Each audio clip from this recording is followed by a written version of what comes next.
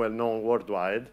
I don't know if you know, there is, it's been mentioned in the Time magazine for Best Invention of the Year some time ago. It's appearing on Wired as one of the 50 people that will change the world. So, you know, this is the level. So, I guess for people that have been in the academic circles, he's also known for starting the Senseable City Lab at MIT. Therefore, he's Italian also. So, I mean, it's my great pleasure to have here Carlo Ratti today. And yeah, I don't think I can say much more. Very welcome to IIT, and the floor is yours. Thank you.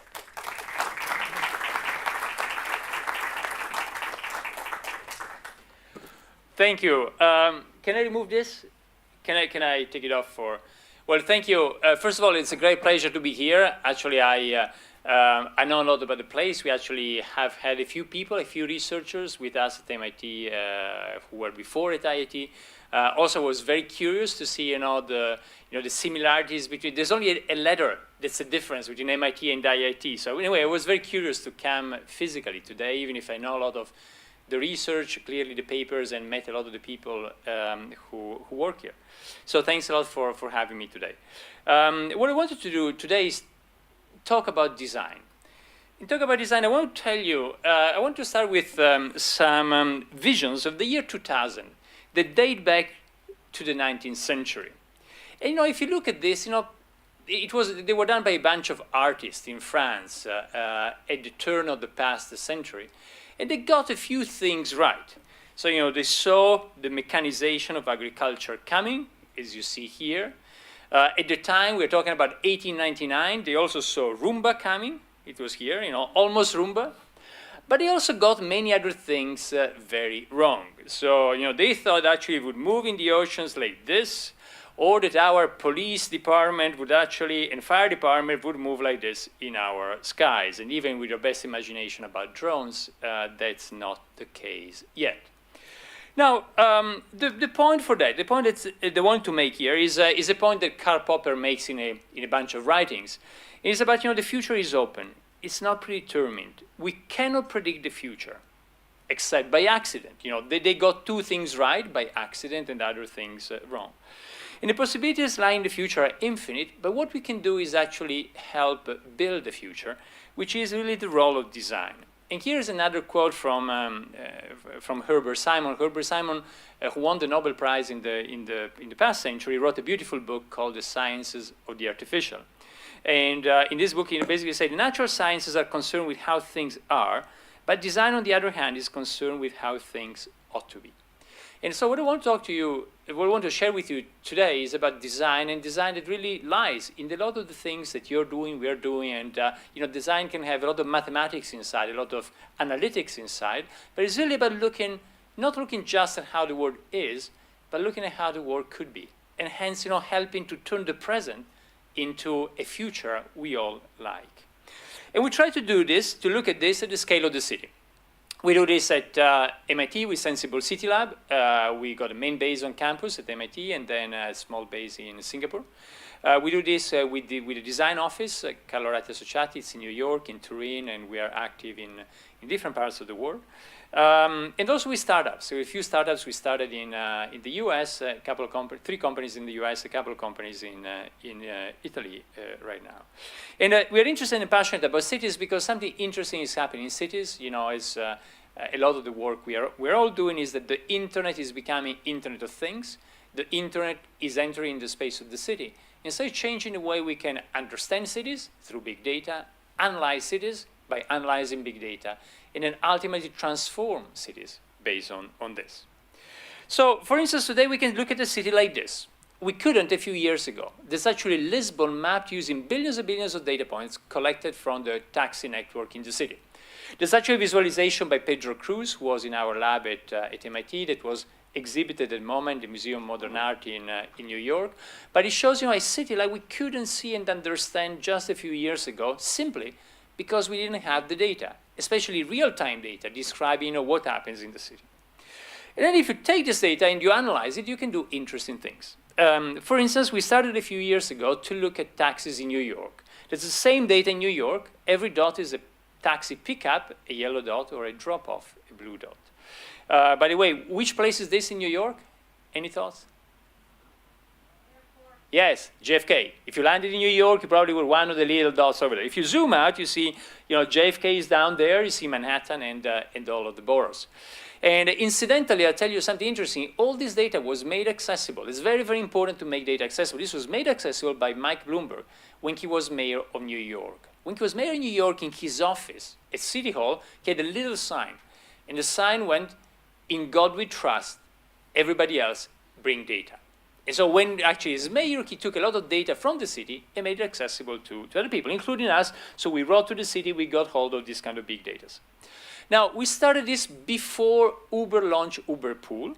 And the first question we asked was, well, there's so many trips. It's in the course of a year, you got over 200,000 trips connecting almost any 2 points in Manhattan. So how many, then makes it, you made math, 700 a day or, up to 1,000 a day. So potentially you can share a lot of those trips. So how many trips could be shared without much delay for people? So if you phrase it mathematically, you can say, imagine you got all the trips in Manhattan. How many you could share within a certain delta in delay that comes from combining the trips?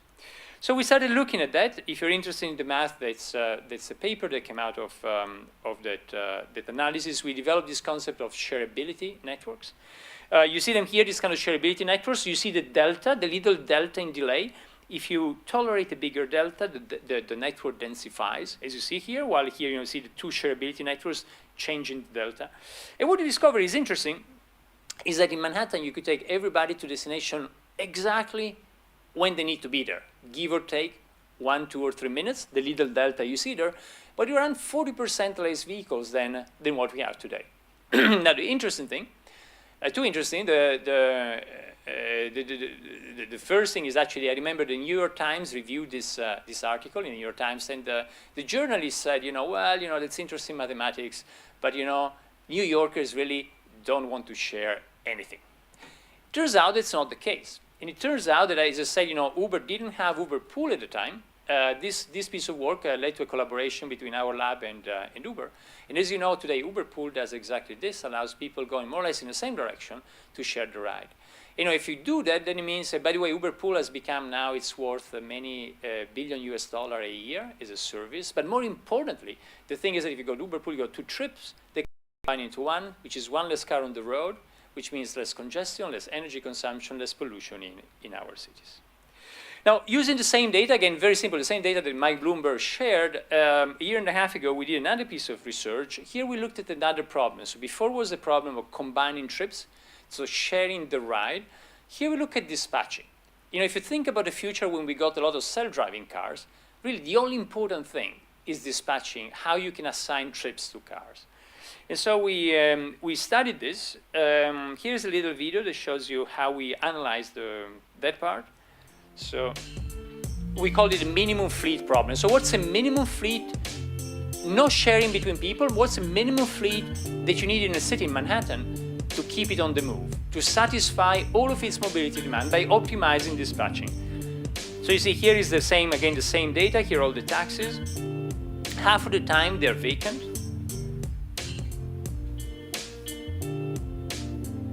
So if you look at it, they're vacant because they're just moving around empty. But if you simply change the intelligence of the system, you can actually improve it a lot. So here you see some kind of simplified visualization of the algorithm, how it works. But what we see here is to the left and to the right. You see to the right, you got the existing situation today. So how many cabs you have in, exactly without changing anything. No delays, nothing else, no sharing of the vehicle, you could actually have a lot of efficiencies in the system. And so, then we phrase it, we develop it mathematically with the same shareability network principle. And it turns out by doing this, you can get really the most optimal dispatching you can do. You cannot do better than that. You can prove it mathematically. All the papers, by the way, you can find them on our website. They're all open access, so you can, if you're interested. I just put in the paper here for the title, but if you can find it on our website. Something else I put here, which is related to, I put this project because it's quite related to something that happened quite close to here. And we started a few years ago looking at all of the sensors on a vehicle. The interesting thing about the vehicle, about a car, it has become just naturally, almost like a computer, a bunch of sensors on a wheel. A car, the average car, this is real data we got from Volkswagen. In an average car, you got around 2,000 signals with high frequency sampling that you're collecting. And they tell you everything. They tell you, for instance, you can use this to look at we use this, we've got a paper, we'll be using this for a meteorological model. Because if it is raining, because now you've got the sensor that measured rain, the temperature, you can do a small heat transfer model in the car. So you got all the sun coming and the temperature inside, how much so you can actually use this for a number of exciting things, including you got data about what the driver is doing, how the city is. You got all the cameras today. So somehow, it's a beautiful platform. So we started using it. So if you look at the first paper, we started looking at the car as an ambient sensing platform. So how it can help us detect a lot of information about the urban environment. But we also started looking at the urban infrastructure, especially bridges. And actually, we did this, over the past couple of years. And all of us, have seen around the world images of this bridge, which, by the way, as a structural engineer, originally I think was a beautiful bridge from a structural engineering point of view. But then by Randy, who, despite what you read in the papers, was an amazing architect and engineer, did incredible work. And this was one of them, that probably wasn't maintained in the right way. And then, it collapsed. But, this is not only about, this happened in Italy, but, it happened in many other countries. That's a very famous collapse of a bridge. It's called the Tacoma Bridge. If you are a structural engineer, you've seen it in many classes. The bridges started resonating and then collapsed. But I'll tell you a little story about the little bridge next to MIT. It's called Longfellow Bridge. To the left, you got the MIT campus. That's the beginning here with this building. To the right, you go downtown Boston. And Longfellow was, a little bit like the bridge here, the Morandi Bridge. It was okay. But one day, they went and did a few tests to monitor it. And they realized it was about to collapse. So actually, Longfellow had to be basically almost destroyed and rebuilt at a cost of a few $100 million in Boston, and also cut in the city. Two sides of the city were cut for a number of years. So if you've been in Boston, it reopened like a year and a half ago, but if you've been in Boston before, you've seen, going from MIT to Boston downtown was a bit of a mess because it was usually only one way while they were demolishing and rebuilding the bridge. Well, why is this? The reason is that today to monitor a bridge is expensive. So if you want to monitor a bridge, it can cost you up to $500,000 per bridge per year. You need to put cables, you need to put the sensor. You do it, both by putting sensors to the left and also to send people there to inspect the bridge. And what you're getting with the sensor is something quite easy. It's actually vibration. If you measure the vibrations of the bridge, you know basically how it's behaving. The bridge is like, a system that linear or non-linear, that actually has a number of forces moving that generate, as a result, deformations and vibration of the bridge. So if you measure that, you know the behavior of the structure. But now we got plenty of ways to measure vibration, including accelerometers, and we got every phone has accelerometer and gyroscopes. Here you see a professional accelerometer in orange. Every car, as I was saying before, out of those 1,000 sensors, you got many accelerometers, and then you got each of them in our phones. And so we started saying, can we actually monitor a bridge just with this data? And we started from a very well-known bridge. We started from this one, everybody knows it, but the reason is that actually we also, not only everybody knows this bridge, but we know everything about that bridge, because it has been studied, by plenty of people. There's plenty of, papers and dissertations on looking at the bridge. So it's a perfect ground truth. So can we actually understand all what we know about this bridge by looking at data that we collect? And so we started going back and forth across the Golden Gate Bridge over 100 times. That's why you want to have quite a few graduate students in the team. After 100 times, they were stopped by the San Francisco police, who were very suspicious. But anyway, with 100 times, we managed to collect the data. Here you see the thing you find online, more stuff. We managed to collect the data that's actually just the basic data, the raw data we collected. And the interesting thing is actually, yes, you can actually detect the main frequencies of the bridge by looking at this. Now, it's a very interesting thing. So again, we're doing a paper now. We've got an initial paper on this, the one you saw before, but there's a follow-up now. That's under review. You do interesting things. You can look at Doppler effect, because basically you got the moving force, and then you got the response by the bridge. So anyway, there's exciting stuff you can develop. But it turns out then you can do it quite well with your phone. And it's not as good as what you can get if you spend $500,000 a year. But you know what? That's free. And it's like when you go to the hospital, they look at they take your temperature. They measure basic vitals. And then they might send you to do an MRI if needed. So the interesting thing is actually now we're doing this on a large scale, but with Uber and with Allianz, the insurance company. We're doing this at the scale of an entire country. With Allianz is actually in Italy. And the point is, can we do this kind of scan of the whole country without much investment, just by looking at all this data? In the same ways, we're looking at other type of data. In Boston, we're putting this type of things on garbage trucks. Well, garbage trucks are a gold mine. They're a gold mine because every day they go across the whole city. So if you want to monitor the city, they're an amazing way to really get information. And here we started develop this kind of modular system. This was the first one. We call it City Scanner in Cambridge. You see Cambridge, but now we actually have some of them moving in New York. We are again planning to deploy at the whole country level.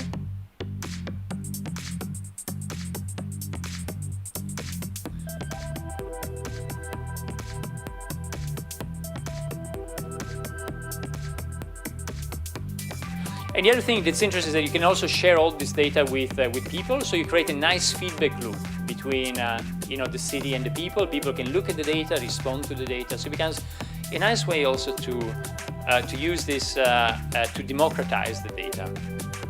So you can get many different things. You can look at how much heat you're losing from buildings. You can look at air quality, very important, temperature.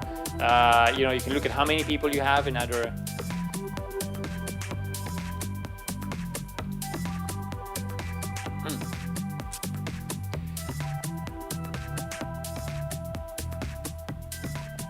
So that was actually the platform we started developing. Now we're using it for additional other things. In Paris, we are putting it on the buses by Ratti. We're actually using this with deep learning to understand exactly what happens in the curb. The curb is a beautiful space for the city. The curb is a space of the sidewalk plus the place where cars park. And the curb is where traditionally was only like a parking space and moving space, but it's becoming this very dynamic space. That actually you need to do pickups and drop-offs by companies, Uber and so on. You put all the micro-mobility, the scooters and the bikes.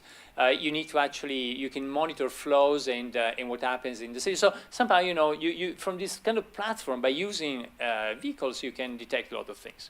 And so the question we started asking mathematically then was, well, how many vehicles you need if you want to know a lot about the city?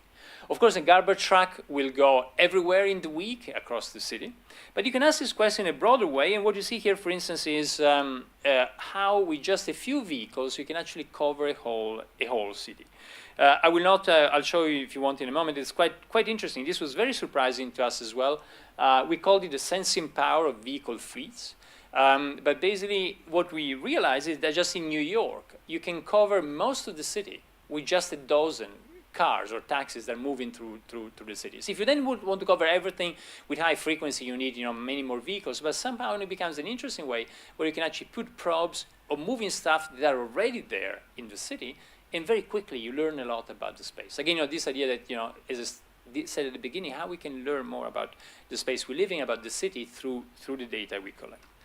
And that can be very important when you combine different types of data. For instance, what we did here is look at air pollution. Traditionally, every city has an air pollution station. I guess Genoa could have 1 or 2, I don't know. Boston has 3 or 4. Singapore has a few more, but you got a few fixed stations and they cost a lot of money. Now, the first thing you can do is actually put the pollution monitoring onto moving probes. So again, it costs you much less, and you distribute them in the city. But the other important thing is that you don't want to know just air pollution in a city. If you want to minimize exposure, you want to know where pollution is, the condition of air pollution, and also where people are. And you want to intersect the two. So what we started doing here was actually to combine data sets from air pollution together with data sets from mobile phones that tell you where people are. And clearly the optimization is quite different. If you optimize just for air pollution, you don't need to, for instance, look at air pollution in a part of the city where maybe there's no people. Yes, air quality is not good, but maybe there's no people there. So you really want to look at the intersection between the two and ultimately at the impact, the exposure of individuals. And so this is part of something we're doing more, is a PNAS proof of some other papers that they were doing in this space. Now, going to something that's probably much closer also to a lot of the things that you're doing. The car is also becoming a robot. It's becoming a self-driving car. You add 2 additional sensors, 2 little ears at the top. With those things, 2 lidars, you get this kind of scan of the city. That's an input. You feed this into some type of intelligence system, and the car drives itself. And I mean, that's we all know that, and there's a lot of literature on that. But what is interesting is looking at how this can have an impact then on the city. And for instance, if you look at parking, today a car is on average is parked 95% of the time. We only use it 5% of the time. By the way, think about the following. Think about this giant infrastructure that changed our cities in the 20th century. The mobility infrastructure, the car. We leave it parked 95% of the time, and when we use it at 5%, it's usually 5-seater. It's 1 or 2 tons of steel, or a 7-seater, and on average you got 1.6 people. So if you look at it, it's an infrastructure with really a terrible utilization score. But if you move to a system with on-demand mobility and self-driving cars, then this can change. And so, for instance, what you see here is actually the parking in Singapore. In Singapore, you got 1.37 million parking, and if you move to a mobility on demand system, you could cut it down by 70%. Actually, we have a paper. I didn't add it because it just became public today. It's a scientific report paper that came out with more data on this. But basically, again, we try to use what we framed it here as the minimum parking problem. So what is the minimum parking you need when you got a fleet and you got a certain demand of mobility? So demand of mobility, the fleet, and clearly you got a few other parameters you need to play, but you can calculate the minimum parking. Certainly much less than what we have today. And if you think that in the United States, in cities across the United States, usually in very valuable parts of cities, we got an area which is more or less the same size of Puerto Rico, which is a big island. So I think there's potentially a lot of rethinking about how we can redesign cities with self-driving. Here was the first paper we did on which is IEEE ITS a couple of years ago, and the new one was out today. Again, and all of this I'm showing you, to me, is there might be a lot of math or complex science behind, but really are design questions. How you can change the city in different ways, how you can use this information to rethink, for instance, the way people share, the way people do dispatching, or the way we can program urban space. Now, another thing we've been studying is, think about self-driving. Then when you go self-driving, cars don't need to stop at a traffic light anymore. They can keep on going. The traffic lights, by the way, arrived on our streets when cars arrived on our streets around over 100 years ago. But if they're intelligent, the car don't need to stop anymore. They can keep on going, just avoiding collisions, like this. Don't try it yet. So because we are in Italy, I'll tell you, I showed this in Naples, and they told me, so what is new here? Now, I'm Italian, so I can make such politically incorrect jokes, but I got corroborating evidence from a former Italian minister, Minister Martino, who said in Milan, traffic lights are instructions. In Rome, they are suggestions. In Naples, they are Christmas decorations. So anyway, I got corroborating evidence. Anyway, again, this is quite interesting. We did this piece of work on a real traffic light in Singapore, but we use queuing theory. We try to expand queuing theory in space in order to model the problem of the intersection, the intelligent intersection. Here you see this kind of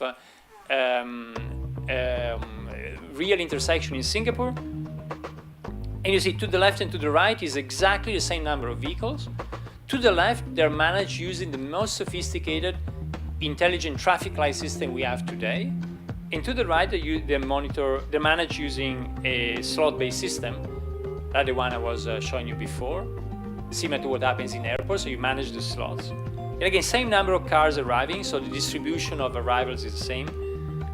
And look at the difference in terms of how you can use the space in a more effective way. Again, if you're interested, that's the article. And then over the past few years, together with colleagues at, by the way, I didn't add a project, but together with colleagues at Computer Science, Artificial Intelligence, CSEL, we've been working on a few projects. I'll show you one. I didn't show the other, but I can use it in one of the answers because I didn't know you were also doing so much metagenomics. So in the other one, we designed little robots that go into sewage and actually then do sampling of sewage, and then we sequence all the sewage and try to learn a lot about diseases. And actually out of that came one of the companies in the US that has been growing a lot this year, clearly because of COVID. But we're working a lot with CSEL, Computer Science, Artificial Intelligence. In this case, we've been working on Amsterdam. Amsterdam is an amazing city, and the mayor came to us a few years ago and wanted to work on intelligent mobility. But what do you do with intelligent mobility in a city? That's, the city center is mostly canals. And so we said, well, let's do not self-driving cars, let's do self-driving boats. And we call them rowboats.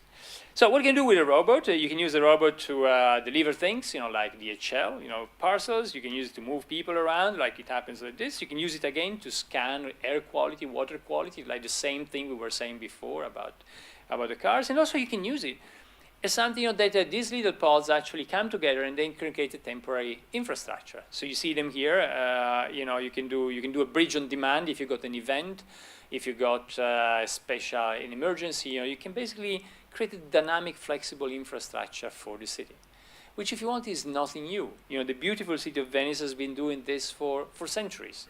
There's a special day called the Festa del Redentore when all the gondolas get together and do a temporary bridge. So somehow, technology, the beauty about technology is that, like Paul Valéry once said, I want the one from technology that allows me to do what I always wanted to do, a non-modern thing, but to do it in a better, in a seamless way. Anyway, when you do this, you need to design this kind of little floating robots. First of all, we started working on the thing itself. Again, we wanted to have different propellers to make them very controllable. We played with different propellers with something like this, 90 degrees. We played with water jets like this. This was actually the first prototype, 1 to 4, in Amsterdam. You see it here. You see this was with water jets. Is very very controllable. See another video here.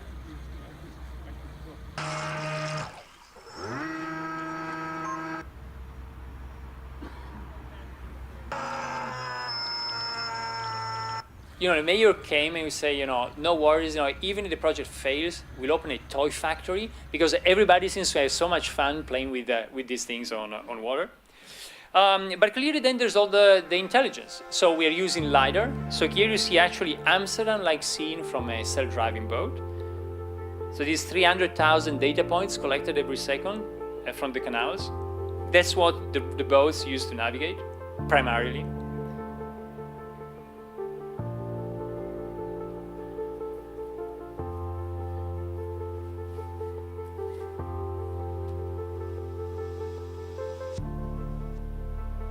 So you see every second 300,000 data points. Again, they become, and here as well, there's new research we are doing on this. For instance, one of the important things is that in Amsterdam, the walls next to the canals are collapsing. Some of them are collapsing. By doing this, you can monitor them and see if actually very precisely there's some movement, so they can actually go and intervene before they collapse. Has been one of the big issues over the past few years.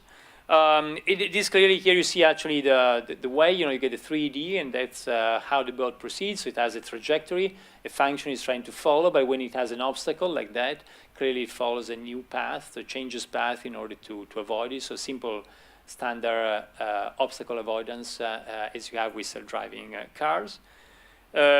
We also kind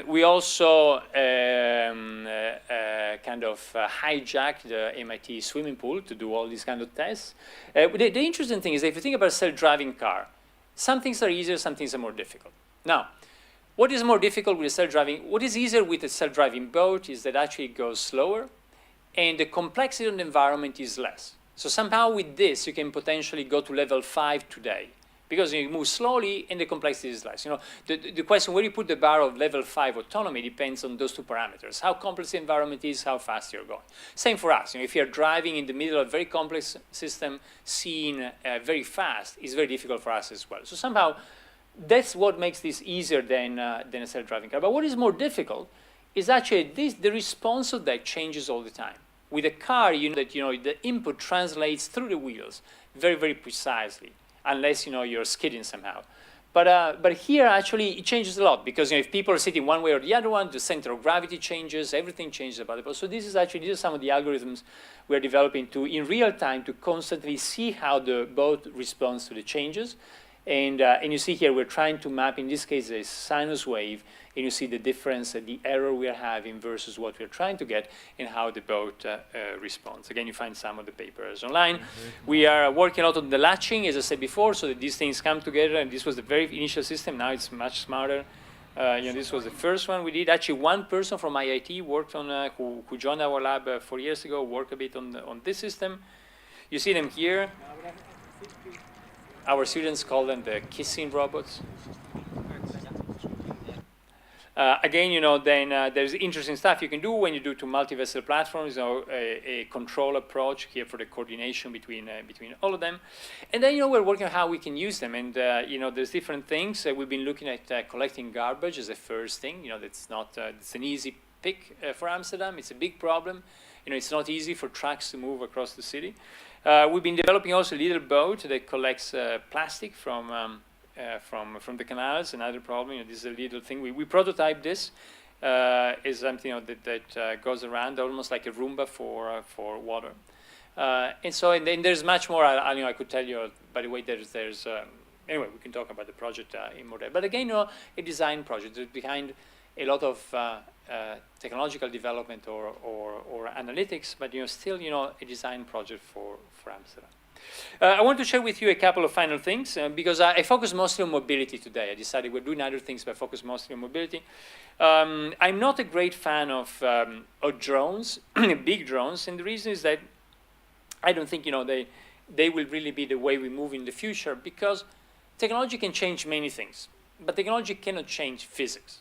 And physics means that if you take my weight, your weight, the weight of a couple of us, and you want to keep it in midair, you need to move so much air just to give the lift, let alone to move it, just to keep it up there. And so that means that every such technology will produce a lot of noise, will use a lot of energy, and sometimes some of them will fall on somebody's head. There's no way to avoid it. So I don't think that drones will be very interesting for moving people around. And by the way, in New York, until a few decades ago, you could actually take a helicopter ride from JFK and land in the middle of New York in what was called the Pan Am building. Now it's the MetLife building. And then one of the helicopters, one day with bad weather, fell onto the road. And because of that, now you cannot land in Manhattan anymore. You need to land just outside. And so, I think, I don't see that this is the future solution for our cities. By the way, if you're interested, there's a discussion in the latest McKinsey report. There's more like a debate that we did with one of the companies that develops a lot of these, and myself, where I'm the skeptic about this. But we'll use a lot of drones for other things. This is a project done actually, in this case, from our design office with ANAS, the Italian highway company, developing this kind of intelligent pole that can actually, where these drones sit there, they recharge and they can go around and help understand what is happening on the streets. You see them here, and these are being prototyped by them right now to be installed on in different parts of their network. And then we're using drones also for other things, more for fun. But there's a big problem on the MIT campus. The MIT campus, and Giorgio knows it very well, is very messy. It was designed by engineers. All these buildings don't really pay much attention about being user-friendly. Every building has a number. Sometimes they send people to computer science, artificial intelligence, building 36. They get lost in the middle. And so we decided to develop this system to save people who get lost, in particular, Harvard students.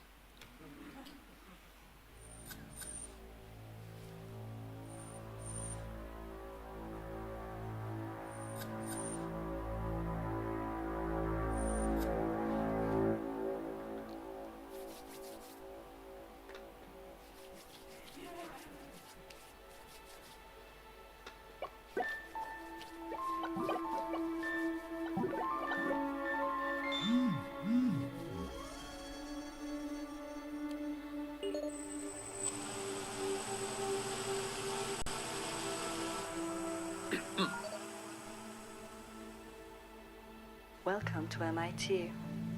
Where would you like to go? Follow me, please.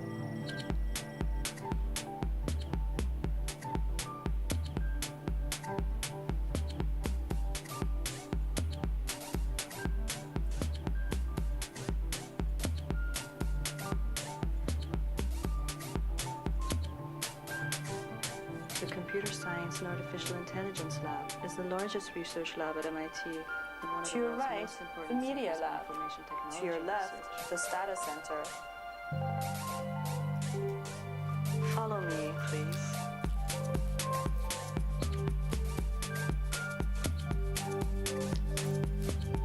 Approaching your destination.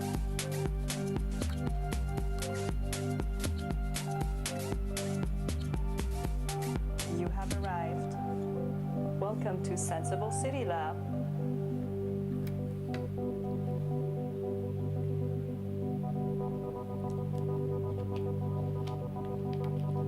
Goodbye.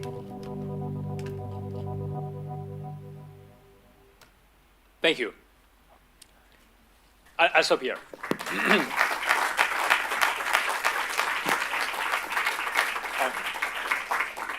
So these were, and I kept the presentation quite short. This is mostly what we do at the lab. This, you saw part of it. We're also working a lot, again, as I mentioned, on metagenomics in the city, looking at viruses.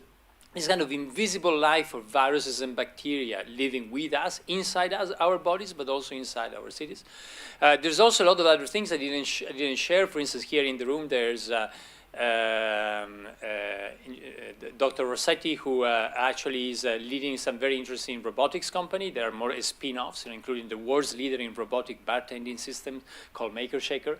But those are some of the things, that we are doing. And again, I think what unifies a lot of that is design, is this idea of, yes, we can describe the world how it is. It's a beautiful endeavor, but design is really looking at how things, not how things are, but how things could be, and how we can use many tools, including maths, data analytics, and so on, in order to design better cities. But I think we have a bit of time to have a conversation. So I know there's a microphone, which is here. So if you got any comments, I see a hand over there. Comments, ideas, questions, challenges. I see another hand there. So maybe we start. The first one I saw was up there.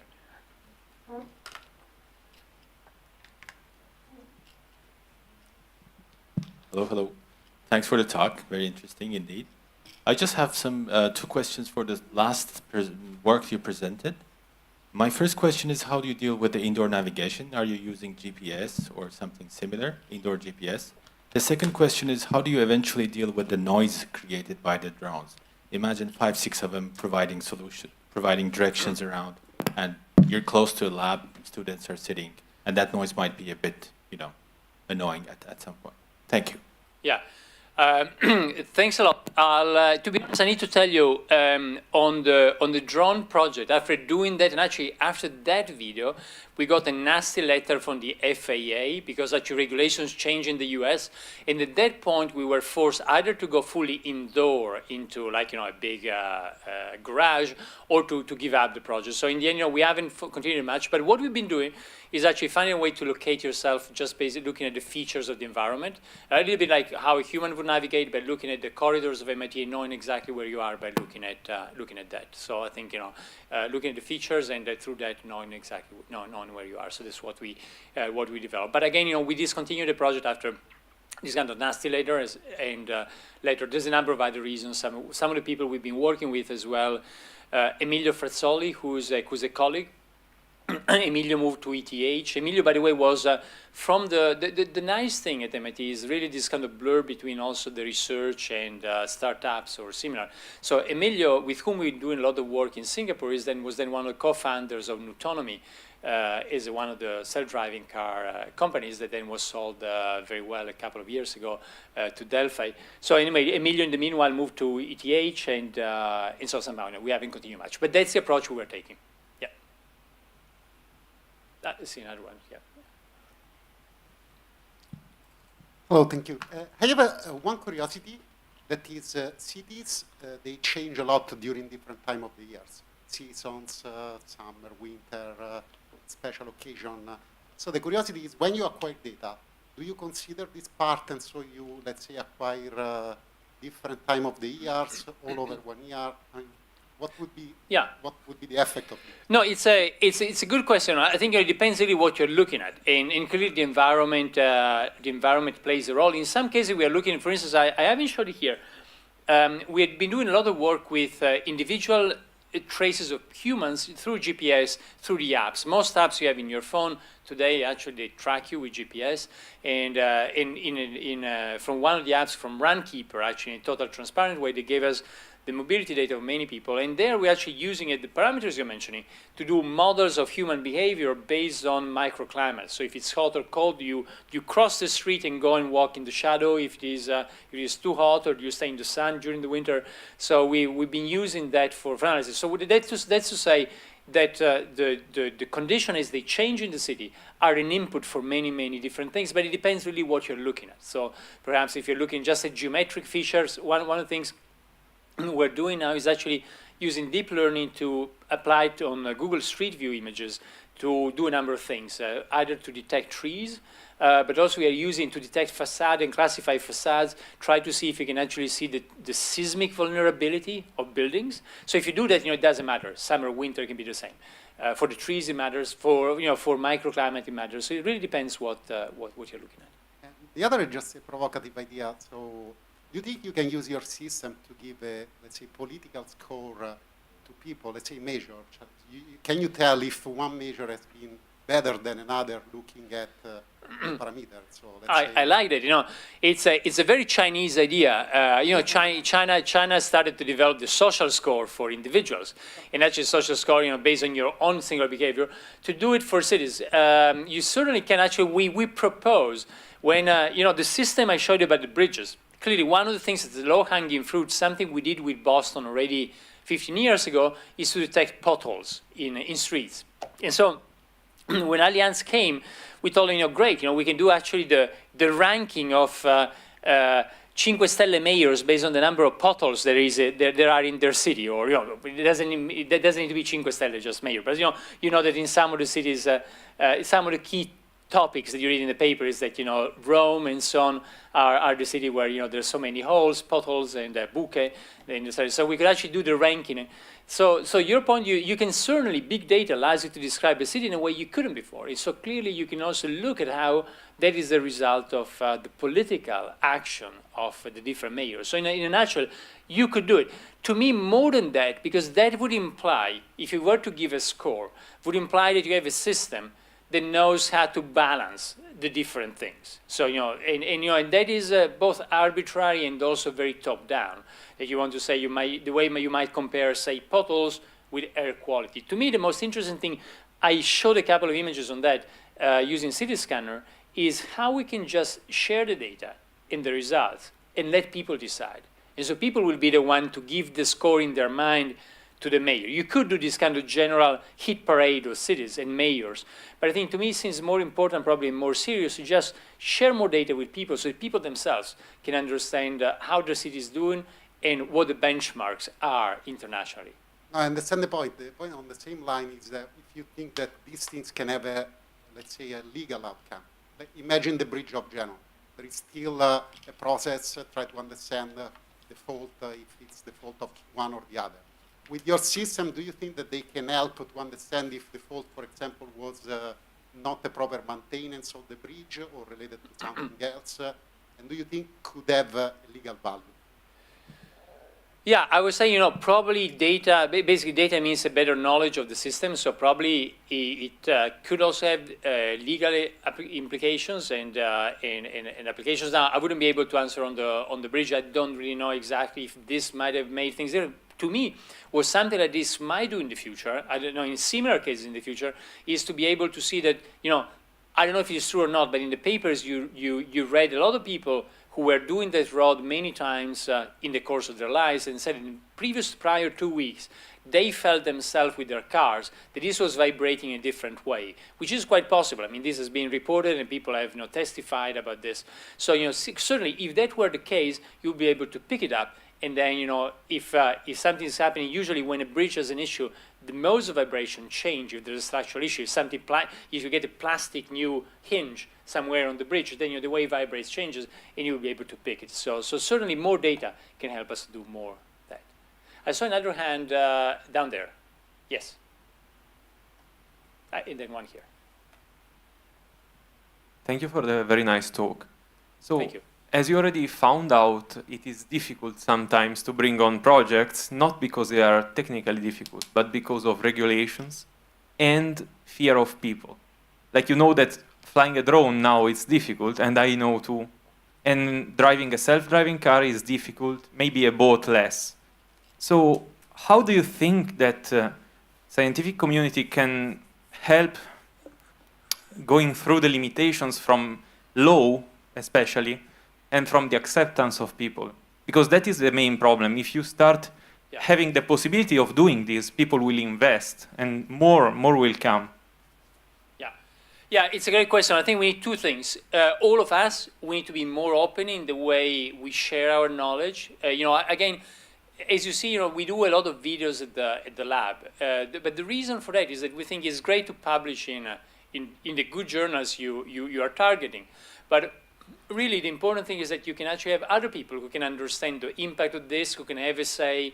It's great that you start a feedback loop. So the first thing I think, we should first take a lot of our research, make it more accessible to people, create feedback loops so people can be excited about this. Or, say, I don't want to have that. Or say, self-driving is the future, and then I want to see more self-driving in my streets. So somehow creating those feedback loops, I think it's an important way to do it. The other thing is that I think cities should actually start responding faster. And, cities usually are very slow. Again, cities need to be part of that feedback loop themselves. So that if there is a small problem, they can stop things before it gets a bigger problem. We've seen it, for instance, and I'll show you something like, just to show a little, this is from another presentation, but just to show you a little story. This was the first startup we did. This is the first startup we did at MIT, and just because there's a couple of interesting things here. But basically, it deals with micromobility, and cities, over the past few years, have got a lot of problems with micromobility. In China, you got this problem of what they call bike cemeteries. All these kind of bikes. Tens of thousands of bikes that actually end up in these kind of cemeteries in the middle of the street or somewhere. And so somehow cities themselves should be faster in responding. Now, the pandemic has taught a very important lesson to cities. And Milan in Italy was actually one of the cities that now is taken as a model globally or certainly internationally, which is actually how you can transform quickly the city. You do from one day to the next, things people have discussed for like 10 years maybe about doing a new bike lane. And from one day to the next, you can actually do it just with some paint. You try it. If it doesn't work, you fix it. So somehow I think the other part of the equation is how cities themselves can take more risk because they're faster in then fixing things if they go wrong. And I'll show you briefly just these couple of things here. Just because it's a little story of we started, this was the first startup, we started with this thing that we designed as part of a collaboration with the city of Copenhagen, and we designed something that's like a curse. The curse is a kinetic energy recovery system that you got in Formula One for your bike. So you take a bike, you get back your energy, and you get it when you need it. So it turns like a hilly city into a flat city, and then it turns every bike into an e-bike. So we do it. It seems to have a lot of legs. We get a lot of people who watch the video and want to buy. So So we do fundraising, and then we start producing this. And we spend 3 or 4 years of our lives to do the company, to set up the factory, and so on. And then we realize that there is a market for this, but it's not big enough for American VCs. If an American VC is investing in you, you need to grow 30% year on year. You need to grow very fast, otherwise, things don't work out. The economics of the investment doesn't work out.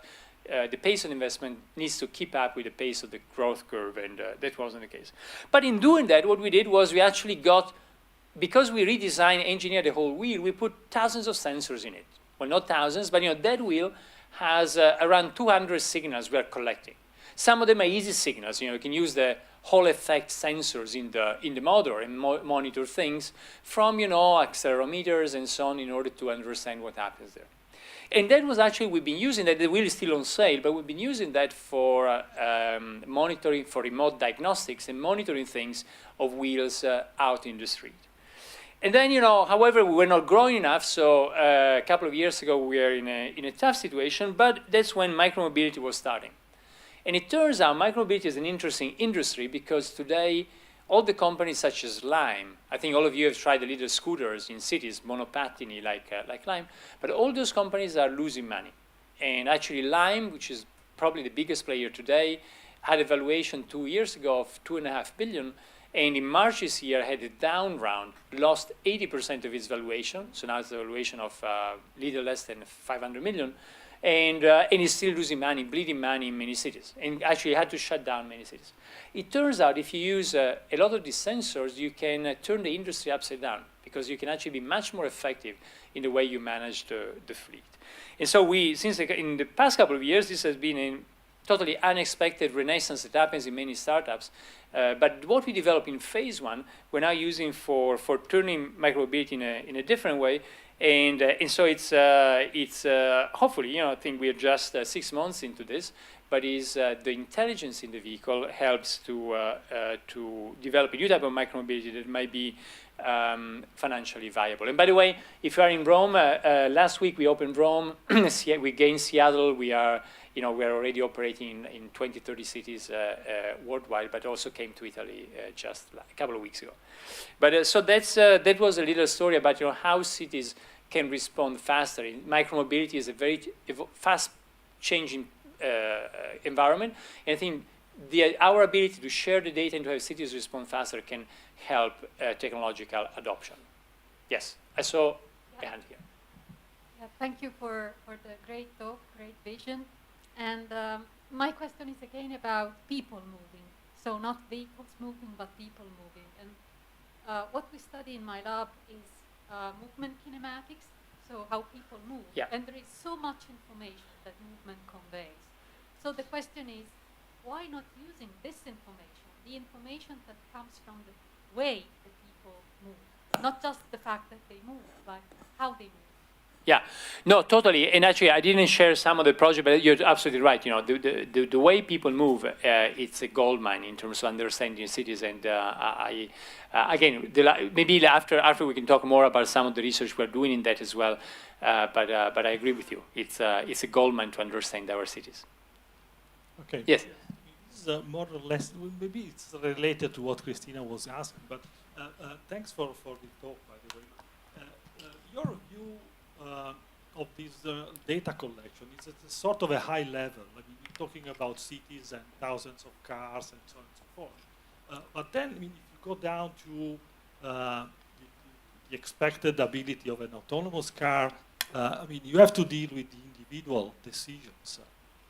So the human factors there, and an autonomous car is a sort of a social robot that has to interact with humans and so on and so forth. So I wonder how much can you transfer, for example, this intersection project you are talking about, if you have to take into account also the decision of the individual drivers sharing the road with the car. Yeah, no, totally. I'll tell you something in a slightly more general about our approach, because your point is a very important point, which is all of these kind of feedback loops that happens in the adoption process, especially, in this case between technology and human, or other type of feedback loops that happens, also unpredicted interaction between the different variables. What we try to do, so for instance, even if you think about what I showed about shareability networks, how many trips can be shared, if you start doing that, you end up with other very interesting consequences. If you look at this more from an economist's point of view, is that if you do that, then the price of riding a taxi or an Uber gets less because you share it, and then more people will do it, so you end up with less car on the road or more car on the road, we don't know, so you end up with all these kind of interactions. What we've been trying to do in doing this is that ultimately, that decision, it will be then the decision of citizens to decide what type of city they want. But we think that it goes back also to the two questions before a little bit about the technological adoption. But somehow, what we can do is actually show the upper bound and the lower bound, the bounds of the space of technology. So that's why, the minimum fleet as well looks at the lower bound. Again, it doesn't mean the minimum fleet is more like mathematical piece of research, but it shows you just that's the minimum number of cars we need for satisfying the mobility. And the assumption there is that is then the beginning of a feedback loop and interaction that will allow designers, mayors, city halls, city councillors, citizens in general, to make decisions, informed decisions about what type of city they want. But that doesn't get often into studying all those different level of interactions, with then a result of that. Because to do that, then you need to decide how you position yourself in the space of simulation. Well, if you look at the extremes, then you let somehow the simulation being governed by human decision making. It's more like a philosophical answer, you see. But this has been our goal. For instance, our colleagues in transport engineers at MIT take a totally different stance. They want to actually make the system as complex as possible and try to have a model that matches as much as possible reality. But if you think about design, as I said at the beginning, if you think about the space of design, what you want to do is try to look at the boundaries and then define the parameters, the technology, the new boundaries, and how technology changes them. And once you know that, then you really open this up to that interactive feedback that builds a city. Yes, but then you have to go back to the individual decisions. I mean, the driver sitting in the car approaching the intersection has to decide if he wants to turn right or left, and it is his or her decision to do that, which can be somehow included in the model, but not in a contingent way. It is a statistical. It's a statistical decision which may not help in practical situations. No, I agree. But that's why in that paper in particular, we looked at a condition when all the cars are self-driving, and we looked at, again, the optimum queuing theory approach to solving an intersection. And we know that's a possible vector. It's almost like looking at these kind of vectors, and then the space of reality is how you negotiate towards this vector. But the vectors themselves is the extreme. Exactly. Extreme situation. The upper bound, the lower bound, the extreme. Okay, and that's what we try to look at the lab. But I see all the limits of this, but we see that this opens more the space of design. But I see totally that, for instance, our colleagues in transport engineering at MIT, they take a totally different stance, which is actually to look at the complexity of all those interactions and actually try more to model exactly the city how it is.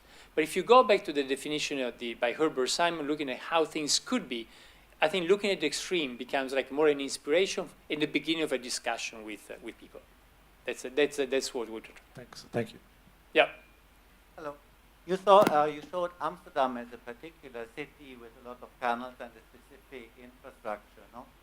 Now, Genova in itself is also very particular due to its three-dimensionality. So you have houses that in the fifth floor can still have a garden and so on. So could you think of a specific solution for a city like Genova where sort of hills has a lot of mobility, or if not, sort of how would you kind of approach this problem? I went a bit. Oh, sorry. This is not. This is a good tools of painting. Sorry. Where is the? I wanted to go back to here. In this case, the system. One of the things it does is beyond you can charge it and get additional power. By the way, I see a hand Oh, okay, there's also a hand there because I was seeing the microphone. But in this case, the point is that because you're recovering energy when you're going downhill, getting your potential energy, turning that into electricity, then somehow that turns a city such as Genoa almost in Milan into the flat city. Theoretically, if you were able to get all the energy going down and use it when you're going up, you're turning potentially Genoa in Milan. That's more from the point of view, this was one of the reasons behind the Copenhagen wheel. It becomes an equalizer. Of course, you don't get all the energy when you're going down, so you need to supplement it with additional charging. Apart from that, I think, my impression is for Genoa and in general, that what we will see is much more diversity in micromobility. So it seems to me that we're seeing all these kind of new form factors, and it makes sense. Why do you want to move 2 tons of steel to transport 70 kilos for what, like 1 or 2 miles? In New York, in Manhattan, most of the trips are less than 2 miles. You don't want to take an SUV for doing it.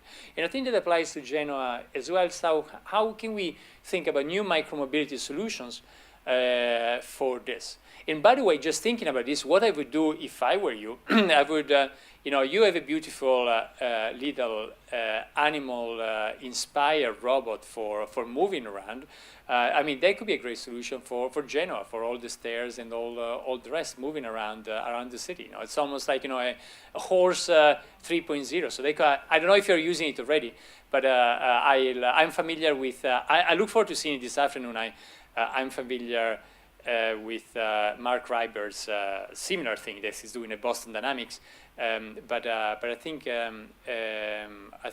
thinking about new form factors, even taking into account new type of robotics, to me seems to be certainly in the past 10 years we've seen so many new form factors. Think about the scooters, the different type of segways with different the big one, the small one, and so on. So that seems to me a way to experiment with mobility, especially in hilly cities. Okay, but when you showed your your sensor applications, you're analyzing the network, right? So you see where people are going. Are you also going to the next step and then say, let's change the network? Let's say the street network or whatever connection network is not adequate, and saying, why don't we, let's say, design the city and say, change it that it can be more Great question. Yes, again, the important thing is feedback loops. Feedback loops at different temporal frameworks. So if you look at the long term, is that you can look, and actually we started doing this in Copenhagen many years ago. We actually did a project. I'll show you here. We did one of the, I'll show you briefly just another slide. In 2006, so now 14 years ago, we did the first project that looked at tracking millions of cell phones to understand the city, mobility in the city. It actually is surprising. Now we do it every day just when we go on Google and look at mobility, Google Transit. But at the time that hadn't been done. So we actually set up, this was shown at the Venice Biennale. Again, we wanted to share it with the big public. And we were getting cell phone information from taxis, from buses in Rome, sending that to the cloud, or at least what the cloud was in 2006, which is not the cloud like today, analyzing it at MIT, in Boston, and sending it back to Venice, to the Venice Biennale, in near real time. And I'll show you, by the way, a little video here on what happened then. Oops. Sorry, I opened a new presentation, so it looks like it got disconnected, the video. What happened? Sorry. Let me insert it. But anyway, so from that, one of the interesting thing is that there, and then in Copenhagen, in the following year, we use this as a way to rethink the network. And for instance, you can look at all today it's something quite simple. You look at all the bikes and where the bikes go, and you can use that to actually plan better bike lanes. I wanted to just show you this video just because it's quite fun. I didn't include it initially because it's such an old project, but it's here, so as we are in the middle of it, I'll get it. And it is here. That's the one. Just a second. Here it is. Okay. All right. So I want to say this was, at the time, this had never been done. It was mapping data from several million people on the team network. And look at what happened one night in 2006 when Italy won the soccer World Cup. So you see here the city of Rome. There's all the cell phone data. You see people moving here and there during the day. And it's the morning. People go around before the match still. Afternoon. The red is the intensity of where people are. And then the moment the match begins, silence. Nobody talks anymore. France scores, Italy scores. Halftime, people make a call and go to the bathroom. And then second half, end of normal time, first overtime, second overtime, Zidane get the red card, and finally, Italy wins.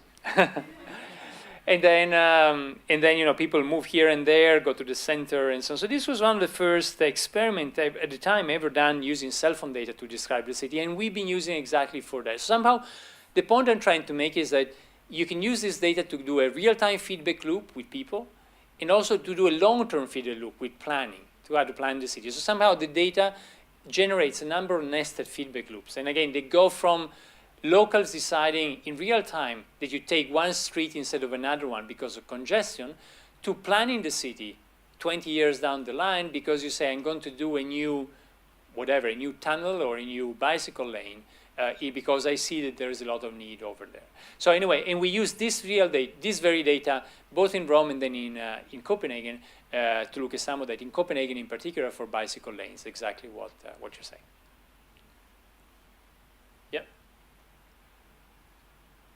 I see a hand there. Oh, no, you're next.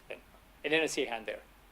So very exciting. I'm very interested in this work on the bridges, right? So you show that you collect the spectrum of the acceleration. And how do you get from that to the kind of health of the bridge? You probably kind of measure the oscillations depending on the wind speed and then divide by that? Yeah, well, you're getting, it's interesting because so what you're doing, you get the signal. And what we are doing now on the new paper is we are using the fleet. We're actually using data from Uber. And so it's not only one car, but imagine you got all these kind of probes. So these probes, the vehicles, do two things. They generate a force, a moving force on the bridge, which by the way is similar to how you test the bridge normally. You put, you load it. It's a dynamic load. I think the test on the Genoa bridge and the new Genoa bridge was done with dynamic loads, big trucks moving to do what's called in Italian collaudo. So you do that, so you got these cars are doing that. At the same time, these cars look at the deformation of that. At the same time, this deformation and the waves propagate and generate a Doppler effect. They can help you, and you know the Doppler effect because you know the speed of the car and how the car is moving. When you put all of that together, I'll take a long story short. I'm happy to share the draft of the paper if you want. It's under review right now. But then you look at all of that, you get the data, and then you use a wavelet analysis in order to try to identify the main vibration frequencies of the bridge. But that's in a nutshell the principle. Thank you. Mm-hmm. Yeah. But I think there was a first question there. So hello, thank you for your talk, first of all. And I actually have two questions that are a bit more on the philosophical, ethical part. I love it. Since we are talking about research projects, design projects, but that are actually going to be applied or aim to be applied somehow to build new and more efficient cities and places. So the first one is like when you're working on research projects like the one of the monitoring of the city and the state of the roads and the bridges and so on, and you construct these projects, how you handle the balance between having an efficient solution or an efficient but a real solution that is not influenced by the economical or political factors. Yeah. And the second one is most of the projects we presented were monitoring the city itself, so not people, which is great, but how you will handle it, especially in the last projects where you start monitoring people, data protection, so how you anonymize the data, how are you sure that afterwards if you are presenting all this data to a town hall, to a company to build a better city, it won't be misused? Yeah. Thank you. So let's start from the first one. The first one, really in a problem, in designing, usually when you're designing, there's very few design problems where you're only optimizing one variable. Yes, you're right. If you look at like making a bridge, sometimes you're optimizing. I think the great structural engineers of the past, Morandi was one of them, but the great Fressinet, Torroja, there's a Nervi. In that generation, the generation in the first half of the 20th century, in the middle of the 20th century, you got all these kind of great structural engineers. And what they've been doing is actually minimize, for instance, the amount of material you're using. And so they could be one parameter, but that's usually rare. In a city, you always have plenty of trade-offs. And that's why, again, it goes back. We believe that what we try to do is actually analyze more one variable at a time, see where you can push it, look at different, explore mathematically different universes, different possibilities for the city, and then that trade-off, because the trade-off is so subjective, you cannot mix it. You mentioned before efficiency and political consideration, economic considerations. Who's going to make the decision? I mean, yes, you can find a trade-off to weight everything into one number, but ultimately, citizens should decide that. Do you want to spend much more and have much cleaner air until where you go? I mean, you could spend infinite if you wanted totally clean air and filter everything. So somehow, by looking at this, goes back to the previous question, and looking at kind of the how you can push one variable at a time to the extreme, it allows you then to open the space of discussion, of participation, of design. And I think, ultimately, citizens should decide what type of city they want. And what we can do is actually provide all of us with the tools to better understand the consequences of the choices we make. The second part of the question is also very interesting. It's about data. It's something that's very close to us. I'll tell you, we've been doing a number of years at MIT a forum called Engaging Data. At the last one, there was a nice conversation with Noam Chomsky, really on private liberties and data. I've been the director of the Shenzhen Biennale. Shenzhen Biennale is a bit like the Venice Biennale. It's in the Chinese city of Shenzhen. Last year, it opened in December last year. And there, what we've been doing is look at facial recognition that's ubiquitous now in China, and the problems it poses. So actually, we did a facial recognition system in the Biennale and open it up for people to use and hack and use it and turn it upside down. So somebody take a technology of control and put it in the hands of the people. So it's a theme that's very close to us. I'll tell you just one thing, because we could talk for hours about this. And it's very important to us. I think we should all be concerned about this. My impression is that we should mostly be concerned about what is in our pockets. Somehow, what's in our pockets is much more insidious than what's in our cities, at least so far. Facial recognition is starting to change the equation, but for now, this thing is creating a digital twin of all of our lives, and and we know very little about who's controlling this digital twin. This digital twin, by the way, is also the base for all of the biases that are being pushed into our worlds, and they force us to buy something or to vote for somebody, and so on. So I think the control and the transparency and the accuracy and the use of this digital twin is fundamental. This digital twin of our lives, and we are very very concerned about that. Somehow there's a first battle to fight is probably the one happening very close to our bodies, inside our pockets through these things. Thank you. Yes. Oh, yes. Hi, thank you for the talk. It was very interesting. First of all, I'm from Rome, and I understand how difficult it could be to deal with a city like that. So my question is, do you believe that this kind of technology that you've been describing would modify our cities, or our city will modify to welcome the new technologies? Because a city like Rome, it's an ancient city, so it can't change that much, maybe. No, I think it's a good point. By the way, the joke on Rome and so on, I love Rome. I think, the thing about the potholes, the bouquet, and so on, it's a bit like, it's what is in every newspaper, so that's why I use that example. The good thing about these technologies are so flexible. Think about mobility in the 20th century. Think about mechanical mobility in the 20th century. You had, two things. You could either take a car, or you could take like a Vespa, based in the past century, if you wanted to move people around. And yes, of course, you had the buses as well, but if you think about personal mobility.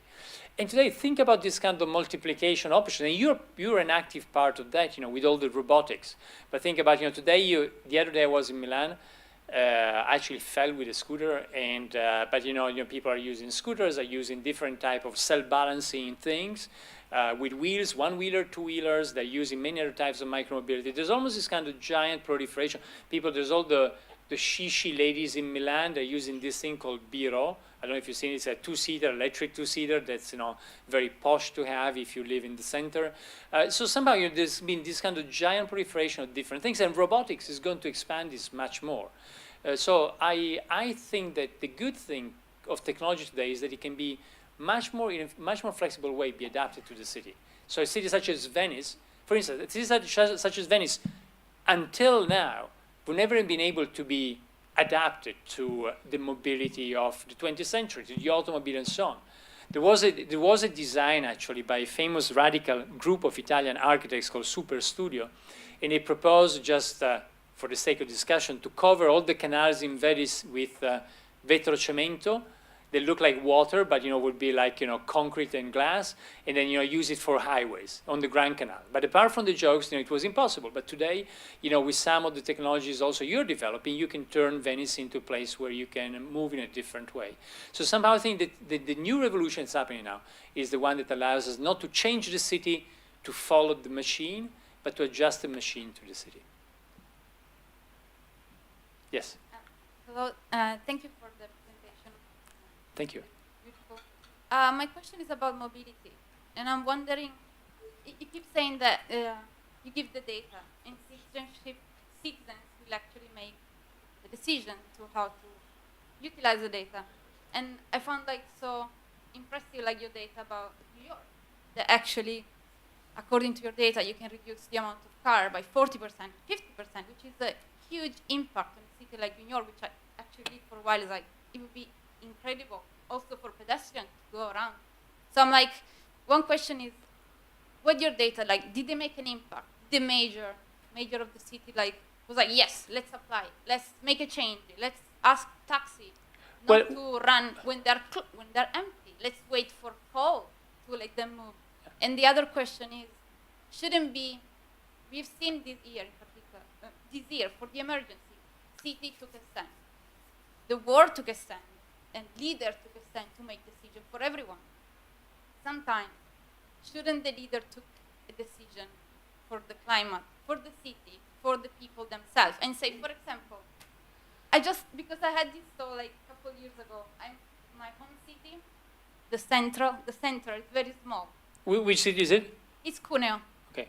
And it's made like a Cuneo, the shape. But the old part of the city, you can have access only from 2 bridges. And you can basically close with the line from the new part to the old part. So why not close the bridges?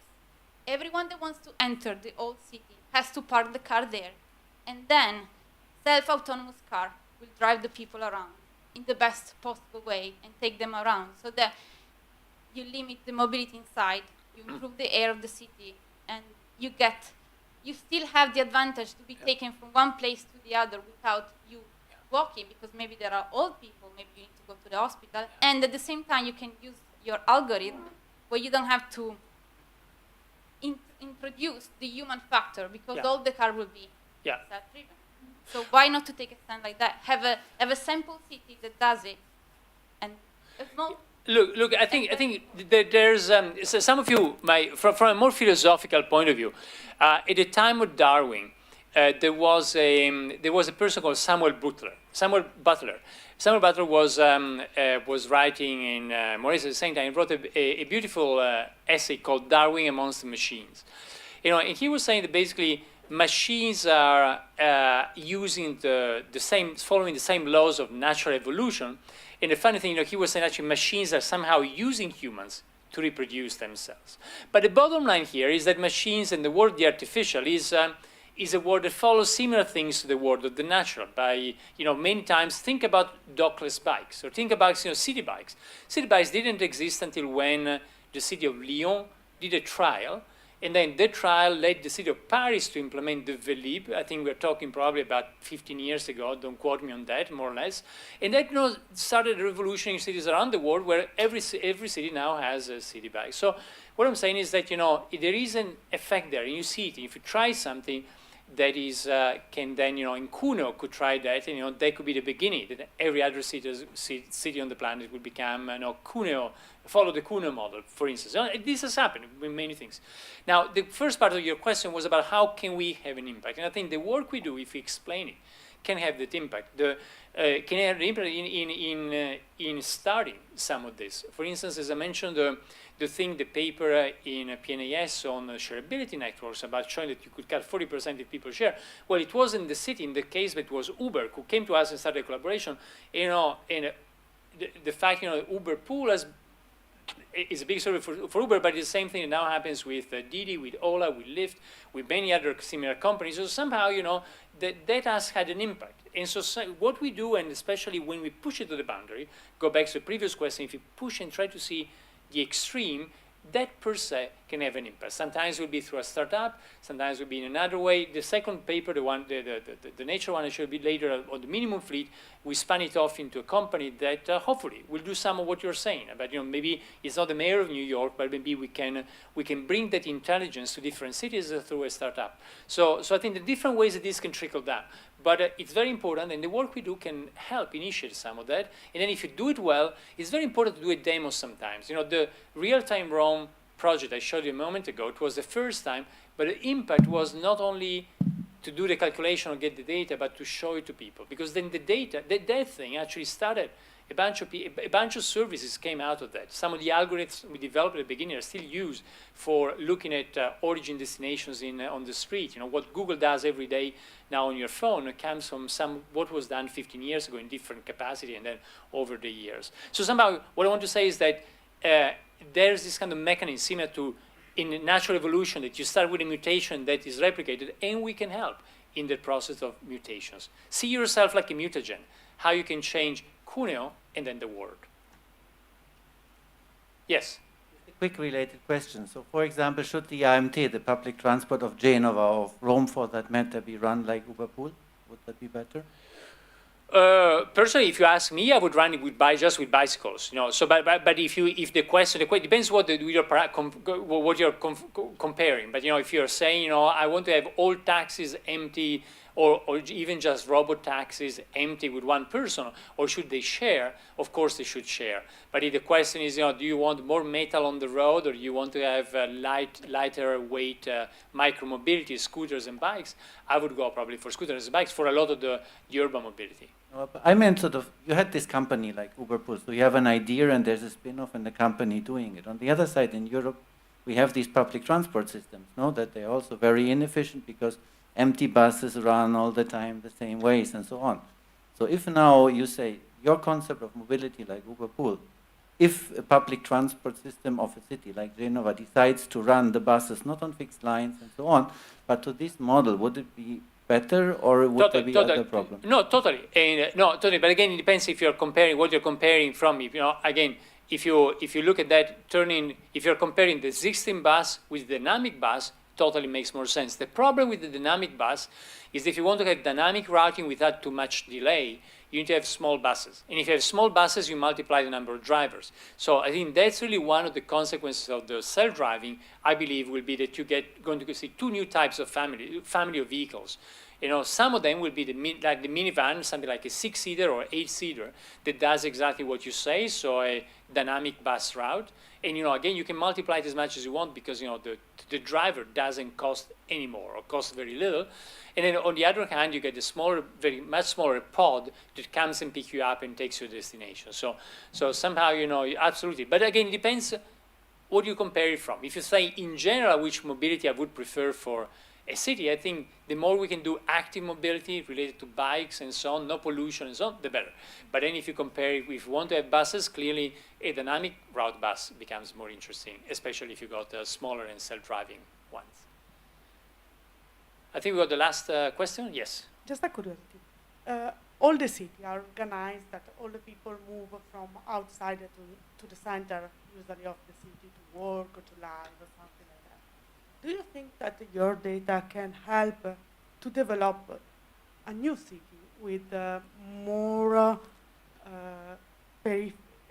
life in the periphery and less in the center, or also to to change the mobility of the city and to avoid the problem with the outside.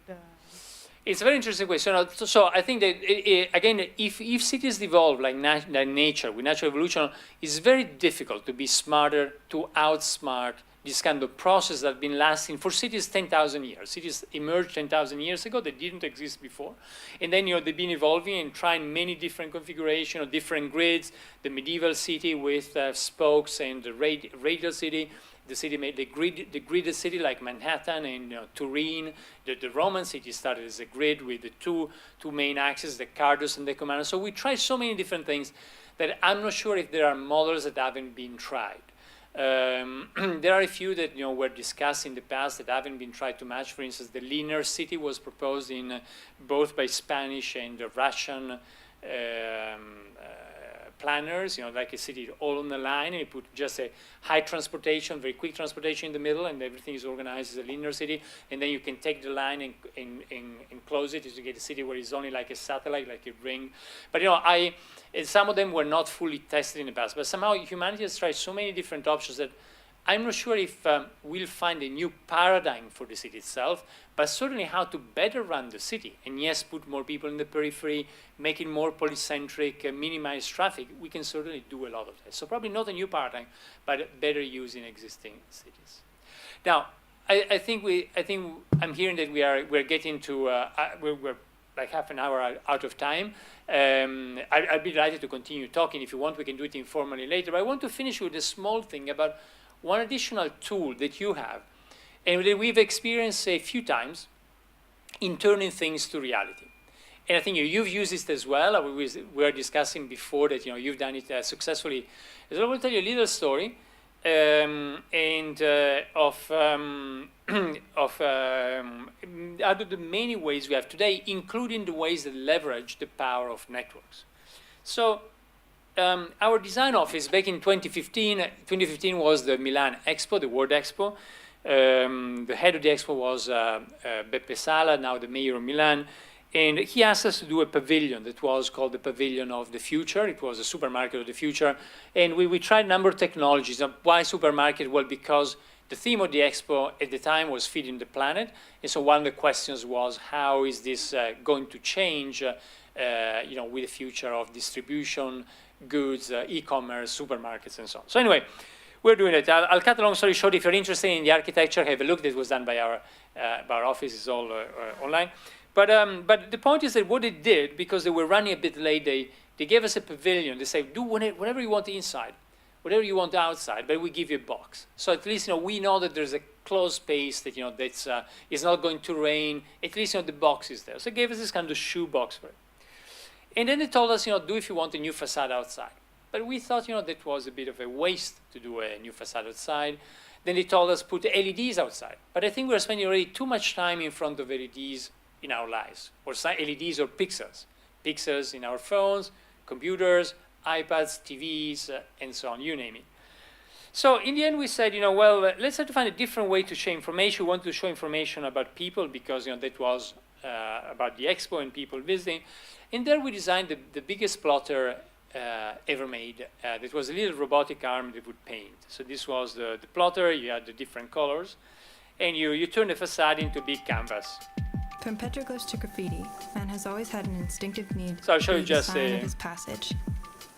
Convinced that this is not just art for anyway, art's it was a sake, cheap we way. tried to We translate saved this money. process into the It was modern more age. fun. The Inventing World a Guinness device record put it traveling as the and biggest writing plotter. on Everybody vertical was happy and the people walls, loved it a transforming lot. any facade While we into were a doing this, we also designed a very small one, which was based on vertical plotters. They are very common. You've seen them a lot in maker fairs and so on, in Fab Labs. But what we did as a difference was, can you do something that becomes easier because it's compact? And then basically you take the models, you put them on the same body, and you do something not only that can write, but also can erase, can do the two things. So we did it, and we put it in our office. People would come and do like not a selfie, not a drone when a drone takes a picture, but to do something similar with the little robot painting over there. And then everybody was interested in that. And at one point the team wanted to develop it into a product. Both myself and Emanuele, who's there, he had too many things to do, so he said, put a big threshold on Kickstarter. Say, okay, go on Kickstarter, see if you can do it. But you do it only if you get $200,000. And in Kickstarter, 99% I believe is under 10,000. So it's difficult to go beyond, and to turn it into real product. So that was the video that was done in a basement in Why Turin. choose one decor when you can turn your wall into an interactive canvas?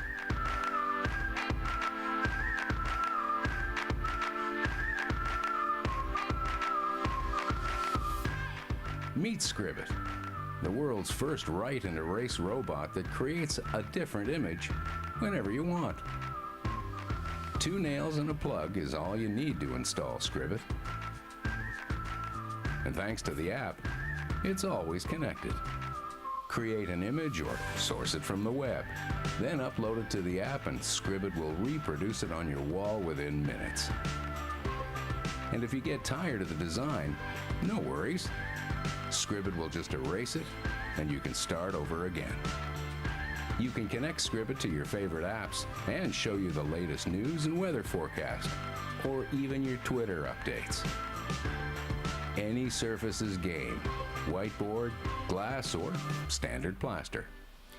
So anyway, that went to Kickstarter and then went viral. Became one of the biggest. This was actually not the final was 3.2 million, I think, but $1. But it became one of the biggest campaigns, 100 campaigns ever.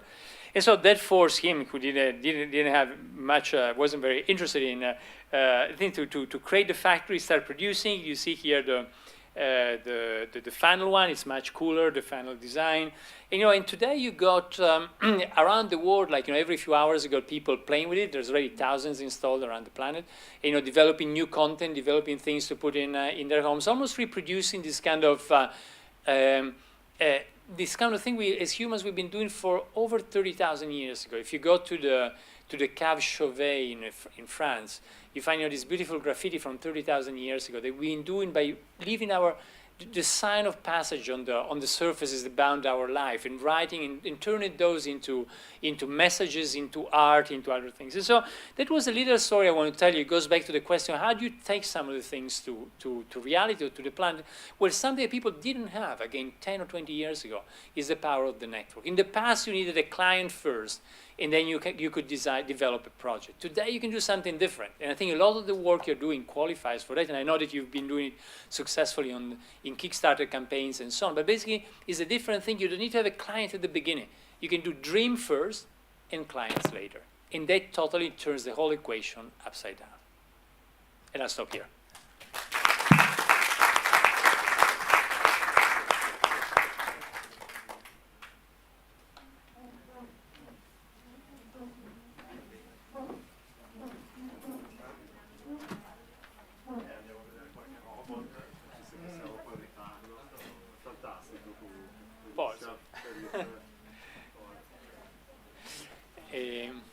Dai, allora adesso andiamo a fare un giro. Sì, andiamo a fare un